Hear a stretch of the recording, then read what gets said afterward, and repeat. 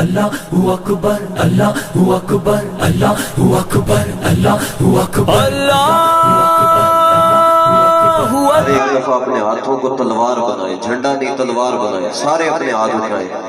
اب سارے پرزور انداز میں جواب دیں، تاجدار ختم نبوت۔ نہیں مزہ نہیں آیا، تاجدار ختم نبوت۔ اور زور لگائیں، تاجدار ختم نبوت، تاجدار ختم نبوت۔ الحمدللہ الحمدللہ الذی زین النبیین بحبیبہ المصطفیٰ ومن علی المؤمنین بنبیہ المجتبیٰ والذی اعلی منزلۃ المؤمنین بکریم خطابہ ورفع درجۃ العالمین بمعانی کتابہ وخص المستنبطین منہم بمزید الاصابۃ وثواب والذی فی السماء عرشہ وفی الارض سلطانہ وفی البحر سبیلہ وفی الجنۃ رحمتہ وفی النار عذابہ والصلاة علی سیدنا ومولانا محمد خیر الورى وعلى آلہ واصحابہ المتأدبین بالتقوی والسلام علی الامام الاعظم ابی حنیفۃ واحبابہ الذین اتبعوا رسول المرتضی اما بعد فاعوذ باللہ من الشیطان الرجیم بسم اللہ الرحمن الرحیم وبشر المؤمنین بأن لهم من اللہ فضلا کبیرا صدق اللہ العظیم ان اللہ وملائکتہ یصلون علی النبی یا ایہا الذین آمنوا صلوا علیہ وسلموا تسلیما الصلاۃ والسلام علیک یا سیدی یا رسول اللہ۔ سارے مل کر درود پاک پڑھیں۔ میرے کریم آقا صلی اللہ علیہ وسلم نے فرمایا ان اقربکم منی یوم القیامت فی کل موطن اکثرکم علی صلاۃ فی الدنیا، کہ قیامت کے دن میرے سب سے زیادہ قریب وہ شخص ہوگا جو دنیا میں مجھ پر درود شریف پڑھنے والا ہوگا۔ الصلاۃ والسلام علیک یا سیدی یا رسول اللہ۔ بندہ پروردگارم امت احمد نبی دوست دار چار یارم تابع اولاد علی مذہب حنفیہ دارم ملت حضرت خلیل خاک پائے غوث اعظم زیر سایہ ہر ولی صدیق عکس حسن و کمال محمد است فاروق ذل جاہ و جلال محمد است عثمان ضیاء شمع جمال محمد است حیدر بہار باغ خصال محمد است صلی اللہ تعالی علیہ وسلم۔ اللہ رب العزت کا بے پایاں شکر اور بڑا احسان عظیم ہے کہ اس نے ایک مرتبہ پھر ہمیں اپنے محبوب صلی اللہ تعالی علیہ وسلم کا میلاد منانے کا موقع عطا فرمایا۔ اللہ رب العزت ہم سب کا یہاں بیٹھنا ہمارے لیے باعث ہدایت بنائے اور اس ہدایت کے ذریعے ہمارے لیے بروز محشر نجات کا سامان پیدا فرمائے۔ سٹیج کی زینت پیران عظام، سادات کرام، نعت خوان حضرات اور آپ تمام احباب بڑی مبارکباد کے مستحق ہیں کہ رات کے اس پہر آپ سرکار دو عالم صلی اللہ علیہ وسلم کے ذکر کی محفل میں موجود ہیں۔ اللہ رب العزت ہم سب کے لیے استقامت کا سامان پیدا فرمائے۔ پہلی گزارش اسی سے میں ابتدا کروں گا، یہ ہے کہ جب فرمان مصطفیٰ صلی اللہ علیہ وسلم کو بیان کرنا ہو تو حد درجے کی احتیاط اس میں لازمی ہے۔ جو بندہ مصطفیٰ کریم صلی اللہ علیہ وسلم کے فرمان کو کوٹ کرنے میں احتیاط نہیں کرے گا، سرکار فرماتے ہیں من کذب علی متعمدا فلیتبوأ مقعدہ من النار، جس نے جھوٹ کی نسبت میری جانب کی اس نے اپنا ٹھکانہ جہنم میں بنا لیا۔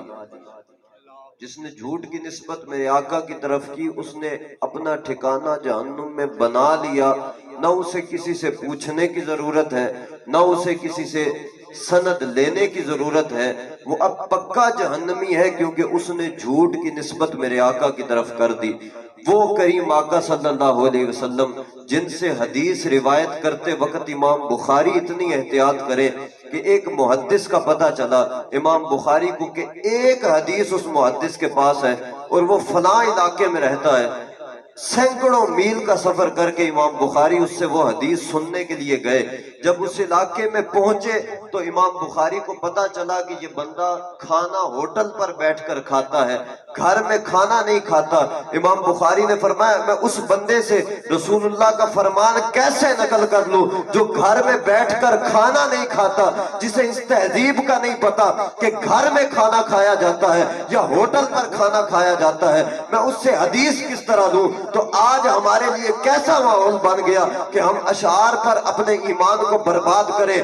اشعار وہ ہیں جو غیرت مند محدثین کے لکھے ہوں، اشعار وہ ہیں جو غیرت مند سنیوں کے لکھے ہوں۔ اشعار کی میں نفی نہیں کرتا، اشعار میں بھی بڑے پڑھتا ہوں، لیکن اشعار وہی ہیں جو کسی غیرت مند محدث نے لکھے ہوں، جو کسی غیرت مند پیر کے لکھے ہوں، جو پیر میر علی شاہ کے لکھے ہوں، جو اعلیٰ حضرت بریلوی کے لکھے ہوں، جو حضرت حسان بن ثابت کے لکھے ہوں۔ جب قریش مکہ میں سے ابو سفیان رضی اللہ تعالیٰ عنہ بھی کلمہ نہیں پڑھا، میرے آقا کی ہجوم میں شعر کہے، میرے آقا کی ہجوم میں جب شعر کہے، میرے آقا نے فرمایا کون ہے جو میرا دفاع کرے گا؟ حضرت عبداللہ بن رواحہ آگے آئے، کریم آقا میں آپ کا دفاع کروں گا۔ حضرت عبداللہ بن رواحہ جب شعر لکھ کر لائے، میرے کریم آقا نے شعر سماعت فرمائے، شعر سماعت فرما کر میرے آقا نے فرمایا حسان تم نے درست نہیں لکھے۔ پھر سرکار نے حضرت حسان کو بلایا، جب حضرت حسان کو بلایا تو حضرت حسان فرمانے لگے آقا اب آپ نے شعر کو بلایا۔ جب یہ جملہ بولا سرکار فرمانے لگے حسان جلدی نہ کرو۔ حضرت حسان کون ہے؟ میرے کریم آقا کے صحابی ہیں، میرے کریم آقا کے قدموں میں بیٹھنے والے، حدیثیں سننے والے، قرآن سننے والے، میرے آقا کی زبان سے جو میرے آقا کی قدموں میں بیٹھتا ہو کیا وہ علم سے دور ہوگا؟ حضرت حسان کو میرے آقا نے فرمایا حسان جلدی نہ کر، جا کے ابو بکر صدیق سے میرا شجرہ سیکھ پھر میرا دفاع کر دے۔ پہلے جا ابو بکر صدیق سے شجرہ سیکھ کے آ پھر میرا دفاع کرنا۔ اب جب حضرت حسان نے شجرہ سیکھا تو لکھا کیا؟ فرمایا حجوت محمدن فعجبت عنہ وعند اللہ فی ذالک الجزاء اتہجوہ ولست لہ بکفء فشرکما لخیرکم الفداء لسانی صارم لا عیب فی وبحری لا تقدرہ الدلاء فإن ابی ووالدتی وإردی لإرد محمد منکم وقاء واحسن منک لم ترکت عینی واجمل منک لم تلد النساء خلقت مبرئا من کل عیب کأنک قد خلقت کما تشاء۔ میں اشعار کی نفی نہیں کرتا لیکن اشعار لکھنے والا کوئی امام اعظم ابو حنیفہ کی طرح ہو۔ فرمایا انت الذی لولاک ما خلق امرؤ کلا ولا خلق الورا لولاک انت الذی لما توسل بک آدم من ذلۃ بک فاض وهو اباک وبک الخلیل دعا وَكَذَلِكَ مُوسَى لَمْ يَزَلْ مُتَوَسِّلًا بِكَ فِي الْقِيَامَةِ مُحْتَمِي بِهِمَاكَ۔ میں اشعار کی نفی نہیں کرتا لیکن اشعار لکھنے والا کوئی شیخ محی الدین قصوری جیسا ہو۔ فرمایا گناہگارم سیاہ کارم شفاعت یا رسول اللہ خراب و خستہ و خارم شفاعت یا رسول اللہ تراسانی نشد پیدا نہ در دنیا نہ در عقبہ توی در گرا یکتا شفاعت یا رسول اللہ۔ اور قصوری را حضوری کن دوائے درد نوری کن دلم تاریک نوری کن شفاعت یا رسول اللہ۔ میں اشعار کی نفی نہیں کرتا لیکن اشعار لکھنے والا کوئی امام جامی کی طرح ہو۔ فرمایا تنم فرسودہ جا پارا سے ہجرہ یا رسول اللہ دلم پی مردہ آوارا سے اسیاں یا رسول اللہ جو سوئے من گزر آری من مسکی زناداری فدائے نقش نالے ند کنم جا یا رسول اللہ۔ فرماتے ہیں بڑے بڑے لوگ باتیں کرتے ہیں کہ ہماری جان بھی حضور پر قربان، ہمارا مال بھی حضور کے نام پر قربان۔ فرماتے ہیں حضور کی ذات تو وراء الورا، حضور کا نام تو وراء الورا، حضور کا نالین مقدس تو وراء الورا ہے۔ فدائے نقش نالین ند کنم جا یا رسول اللہ۔ آقا جہاں آپ کا نالین لگا آپ کے نالین سے جو نقش بنا میں کہتا ہوں میری جان اس پر بھی قربان ہے۔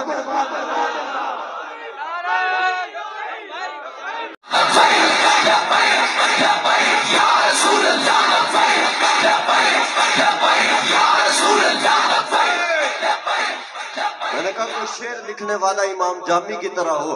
فرماتے ہیں چسوئے من گزر آری منے مسکی زنا داری فدائے نقش نالے ند کنم جا یا رسول اللہ زے کردہ خیش حیرانم سیاہ شد روز اسیانم پشیمانم پشیمان یا رسول اللہ زے جامع حب تو مستم بزنجیر تو دل بستم نمی گویم کے من ہستم سخندہ یا رسول اللہ اور چون بازوئے شفاعت را کشائی پر گناہ گارا مکن محروم جامی را درا آ یا رسول اللہ. میں نے کہا اشعار کی نفی نہیں ہے لیکن کوئی شعر لکھنے والا پھر میرے نشاہ جیسا ہو. فرمایا آج سکھ متران دی بدھیری ہے کیوں دلڑی اداس گھنیری ہے نو وچ شوق چکھیری ہے اج نینا لائیاں کیوں جڑیاں اس صورت نو میں جان آکھا کہ جانے جہان آکھا سچ آکھا تے رب دی میں شان آکھا جس شان تو شانہ سب بنیاں. فرماتے ہیں لوگ دعویٰ تو عشق رسول کا کرتے ہیں لوگ دعویٰ تو زیارت مصطفیٰ کا کرتے ہیں. فرماتے ہیں لکھیا پڑھیا سب بھلا رہی ایک نام سجڑ دا گا رہی رگ رگ تے لولو ساہاں نال دل لگیا بے پرواہ نال. فرماتے ہیں لوگ دعوے تو بڑے بڑے کرتے ہیں کہ ہمیں بھی عشق رسول ہے ہم بھی عشق رسول میں بڑے مست الست ہیں. فرماتے ہیں نا عشق رسول جب مجھے آیا میں نے جب حضور کا چہرہ انور دیکھا لکھیا پڑھیا سب بھلا رہی ایک نام سجڑ دا گا رہی. اب آپ بھی ایک نام سجدہ گاؤ تاجدار ختم نبوت. آپ نے تاجدار ختم نبوت کے نعرے کو مجھے لگتا ہے ہلکا سمجھا ہوا ہے. آپ نے مجھے لگتا ہے تاجدار ختم نبوت کے نعرے کو ہلکا سمجھا ہے. سنیں آپ نے تاجدار ختم نبوت کے نعرے کو ہلکا نہیں سمجھنا. مولا علی فرماتے ہیں ان علی رضی اللہ تعالی عنہ قال کان علی اذا وصف رسول اللہ صلی اللہ علیہ وسلم قال لم يكن بالطويل الممغط ولا بالكثير المتردد وكان ربعة من القوم لم يكن بالجعد القتل ولا بالسبت كان جعدا رجلا ولم يكن بالمتحب ولا بالمكلسم وكان في وجهه تدویر ابید مشرف ادعج العینین اہدب الاشفار جلیل المشاشی والقاتل واجرد ذو مسروبت شسم الکفین والقدمین اذا مشات اللہ کانما ينحت من سبب واذا التفت وان بین کتفیہ خاتم النبوت وهو خاتم النبیین اجود الناس صدرا واصدق الناس لہجا والینہم عریقتا واکرمہم عشیرا من رآه بداهة هابة ومن خالته معرفة أحبة يقول رأيته لم أر قبله ولا بعده مثلا. فرماتے ہیں تاجدار ختم نبوت کے نعرے کو ہلکا نہیں سمجھنا. یہ صرف حضور کی فضیلت نہیں یہ صرف حضور کی امتیازی شان نہیں ہے بلکہ تاجدار ختم نبوت کا نعرہ حسن مصطفیٰ بھی ہے.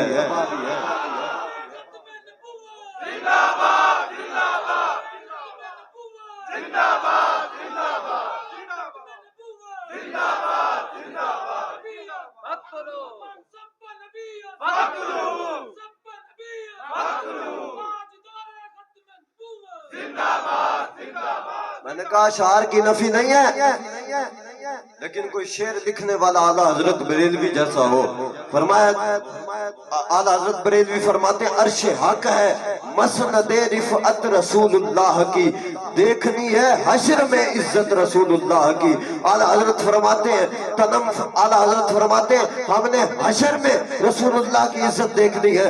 لوگ دنیا میں باتیں کرتے ہیں ہم انہیں حشر کے دن بتائیں گے کہ آج دیکھو ہمارے مصطفیٰ کی کیا عزت ہے آج دیکھو میرے مصطفیٰ کا کیا اکرام ہے. فرماتے ہیں عرش کی عقل دنگ ہے چرخ میں آسمان ہے جانے مراد اب کدھر ہائے تیرا مقام ہے.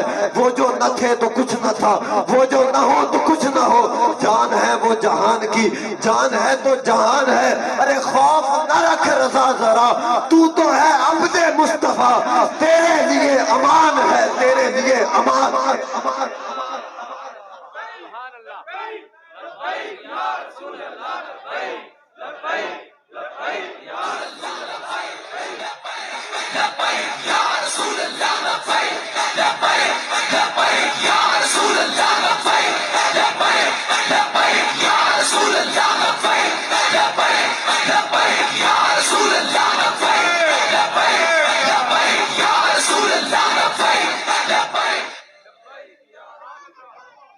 ہمیں بڑی شدید اصلاح کی ضرورت ہے.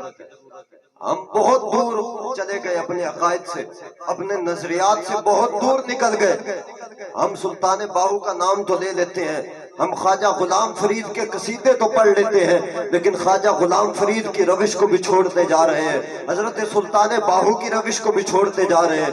ہم سمجھتے ہیں سلطان باہو کوئی پنجابی میں کلام لکھنے والی شخصیت کا نام تھا، ہم سمجھتے ہیں کوئی غلام فرید پنجابی کے کلام لکھنے والی شخصیت کا نام تھا.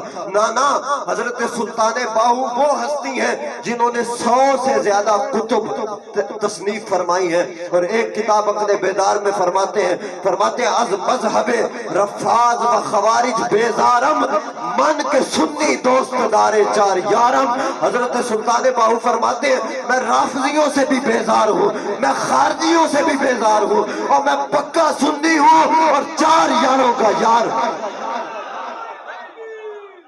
آؤ مسلم کی حدیث بھی سنتے جاؤ.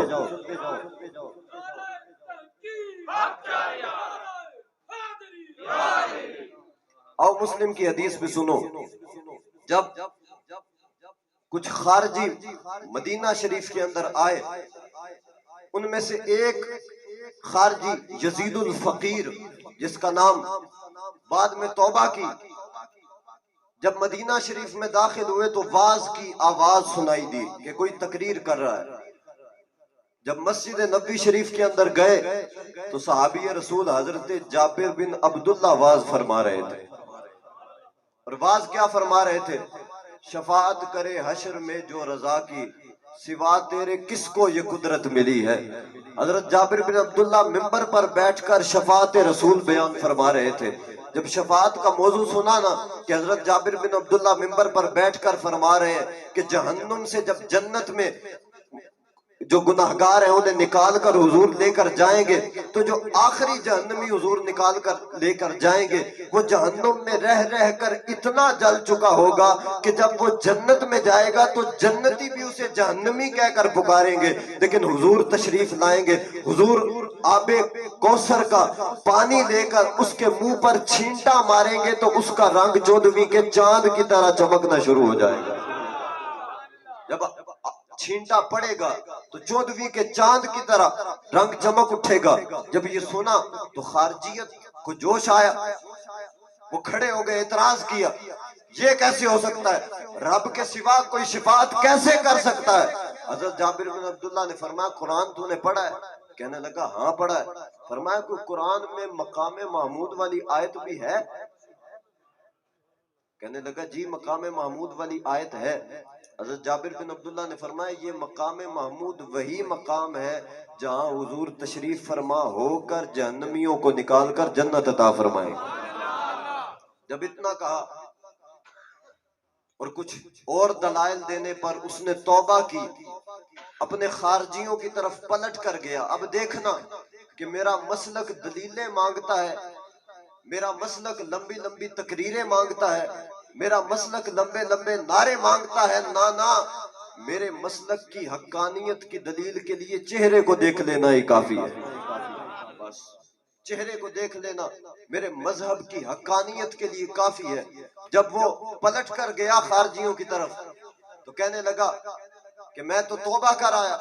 وہ خارجی ان کا لیڈر تڑپ اٹھا، کہنے لگا تو کس طرح اپنا ایمان برباد کر آیا، اتنی مشکل سے اس عقیدے پر آیا تھا، اپنا عقیدہ چھوڑ کر آ گیا، تو سب کچھ برباد کر آیا.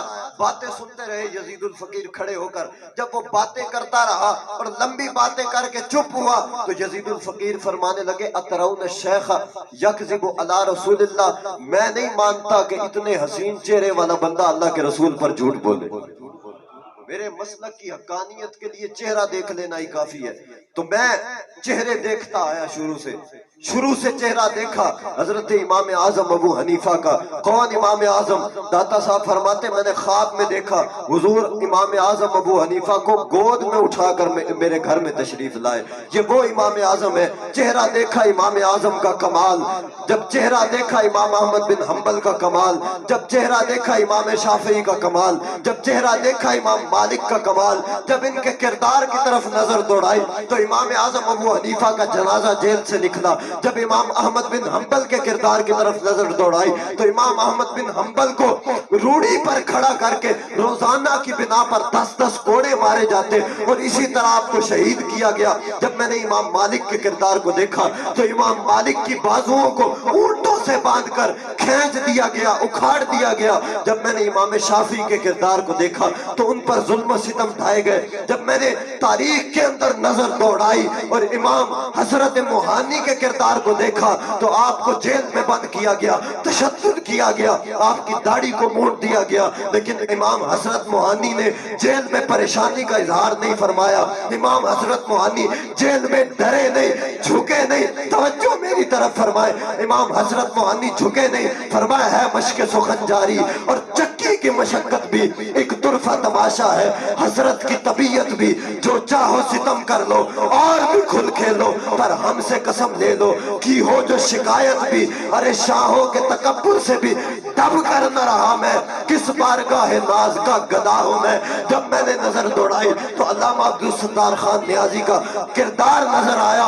علامہ عبدالستار خان نیازی کو برف کی سلاخوں پر لٹایا گیا اور کہا اب پیچھے ہٹ جاؤ۔ فرمایا نانا کرو تیرے نام پہ جان فدا، نہ بس ایک جان دو جہاں فدا، دو جہاں سے بھی نہیں جی بھرا، کروں کیا کروڑوں جہاں نہیں۔ جب میں نے نظر دوڑائی تو مجھے کردار علامہ سید کفایت علی کافی کا نظر آیا۔ فرمایا جب جسم پر استری بھی پھری اور مرچوں اور نمک کا لیپ بھی ہوا اور تختہ دار کی طرف لے کر جا رہے، پریشان نہیں ہوئے، گھبرائے نہیں، بلکہ فرمانے لگے کوئی گل باقی رہے گا نہ چمن رہ جائے گا، بس رسول اللہ کا دین حسن رہ جائے گا۔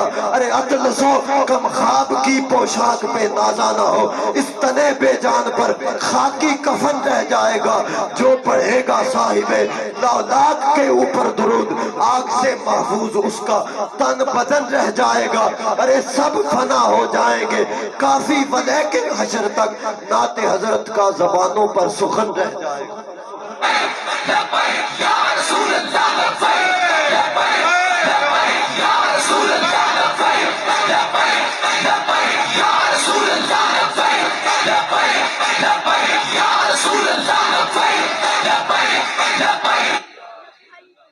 میرا خیال ہے جتنے شعر پڑھ دیے اب آپ کو سمجھ آ جانی چاہیے کہ میں کہنا کیا چاہتا ہوں۔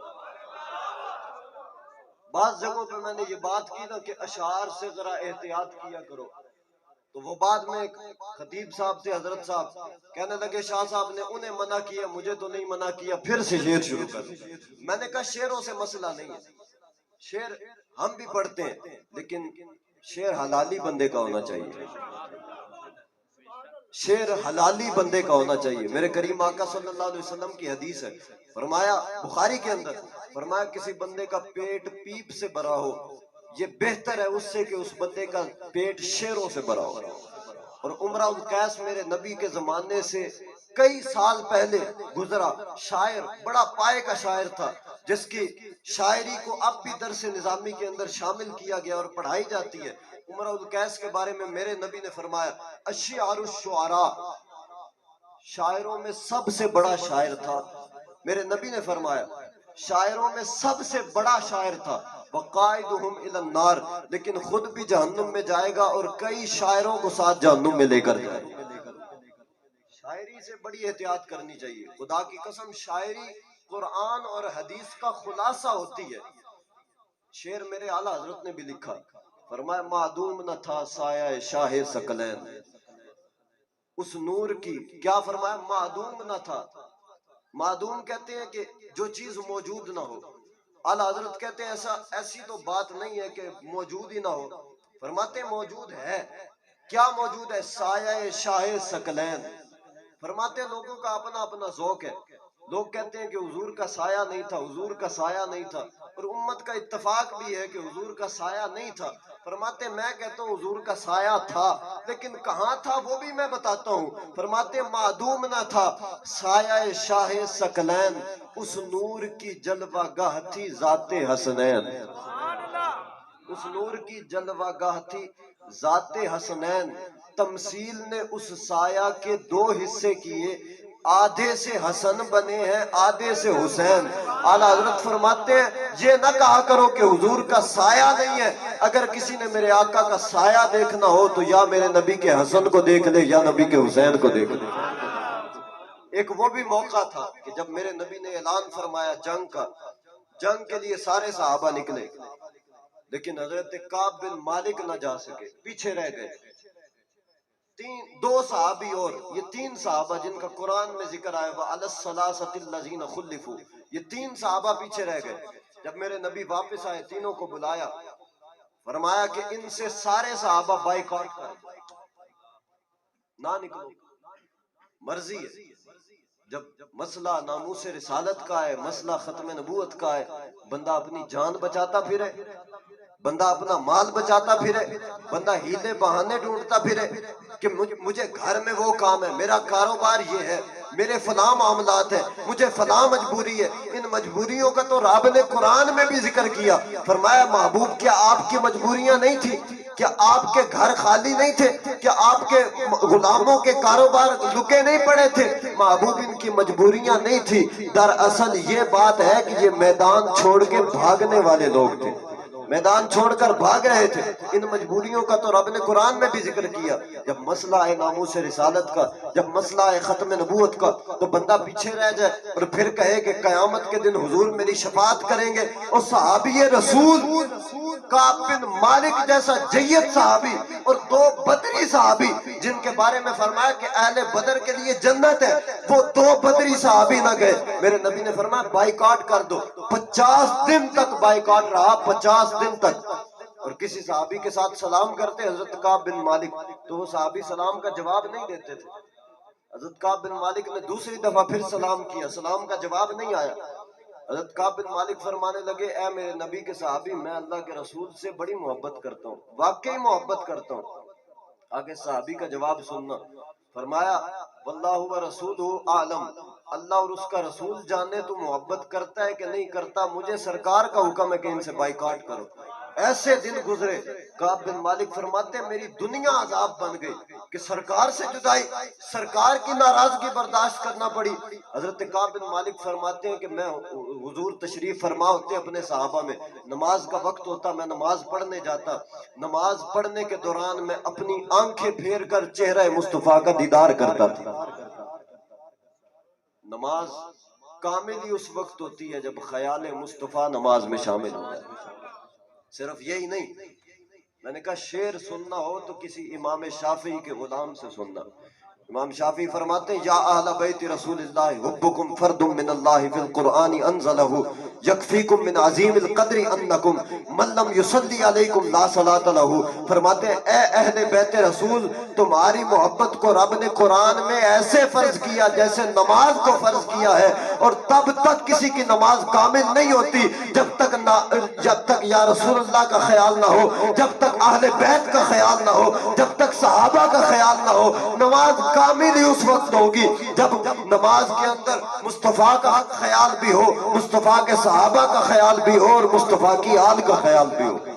نماز کی کاملیت ہی اس وقت ہوگی. حضرت کعب بن مالک فرماتے میں حضور کے چہرے کی طرف دیکھتا لیکن حضور میری طرف نہیں دیکھتے تھے. جب میں آنکھیں جھکاتا، نظریں نیچی کرتا تو پھر حضور اپنا چہرہ انور اٹھا کر میری طرف دیکھا کرتے تھے. خواجہ صاحب فرماتے ہیں جے میں ویکھاں سونا ویکھے نہ ہی، جے میں نہ ویکھاں تیو ویکھے. ایڈے بخت دے آواں کتھوں میرے ویکھن دے وچوں ویکھے.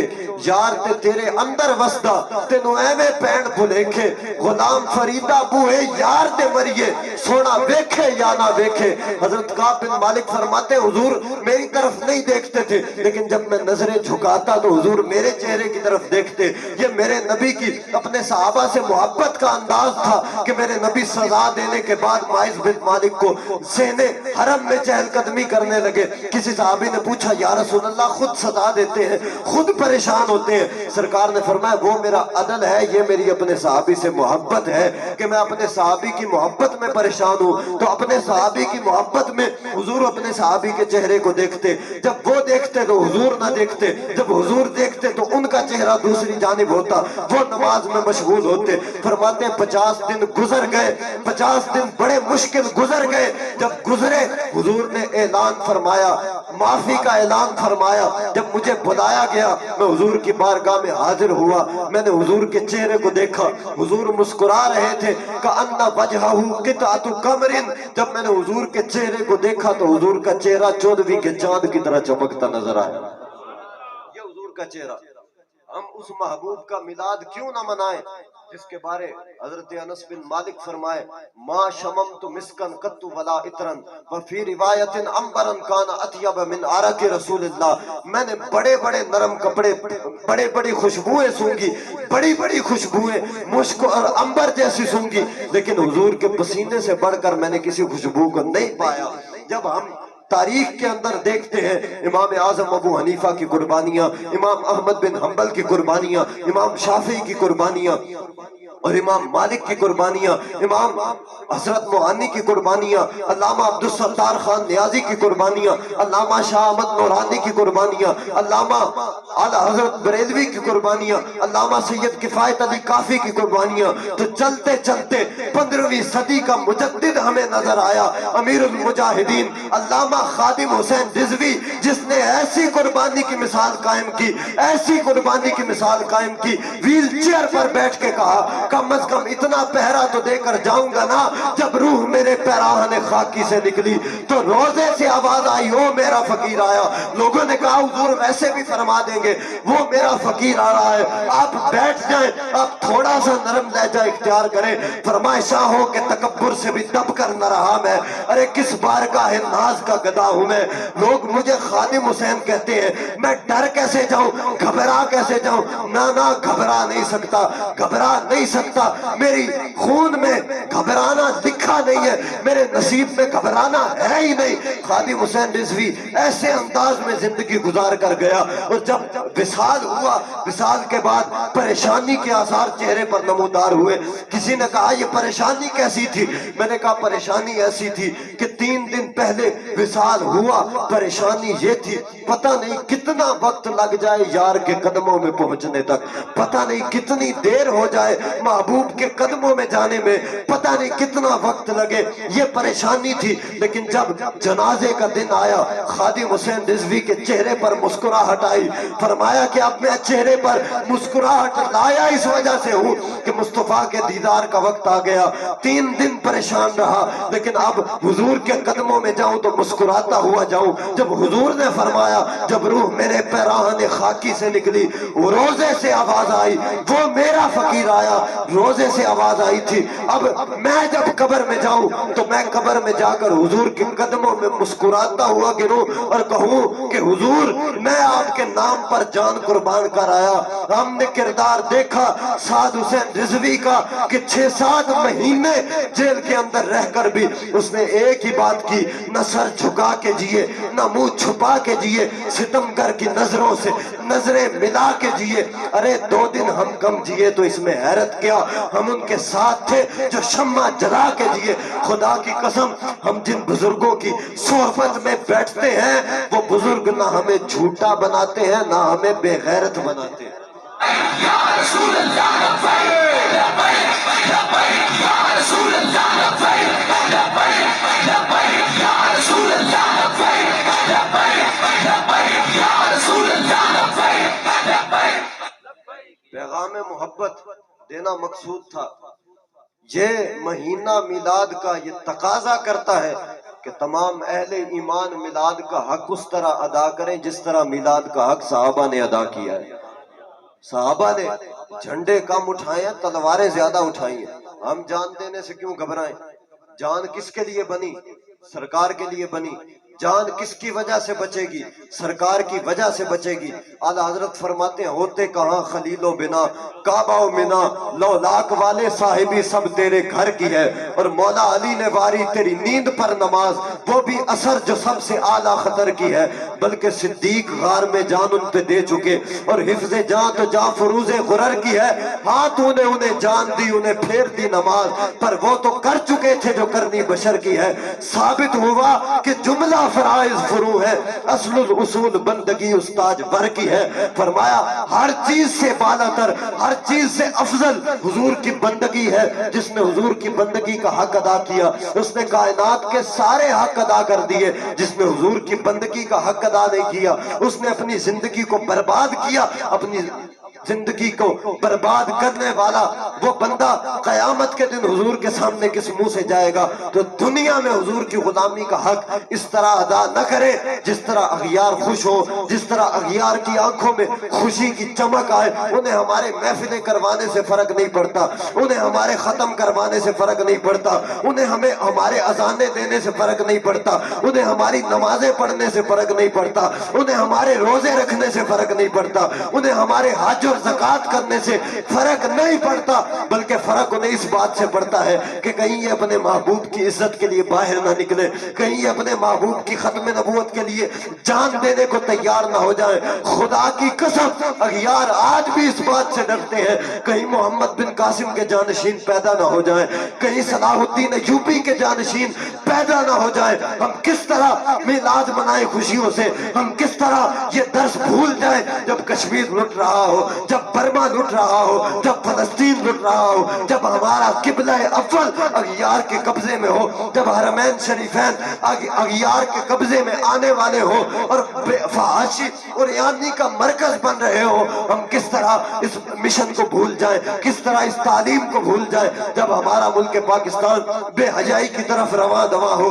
ہم کس طرح ان درس و تدریس کو، ان احکام کو بھول جائیں جب ہم اس دور کو دیکھیں کہ ہمارے حکام بے غیرت ہو چکے، ہمارے حاکم بے غیرت ہو چکے، ہمارے ادارے بے غیرت ہو چکے۔ نہ ہم اسی محبوب کے ماننے والے ہیں جس محبوب نے کہا کہ جب حاکم غلط کہے تو اس حاکم کی زبان کو پکڑنا، جب حاکم غلط بولے تو اس کی زبان کو پکڑنا اور کہنا نہ تو حضور کا غلام ہے، حضور کا کلمہ پڑھنے والا ہے، حضور کی شریعت کے خلاف زبان نہ کھول۔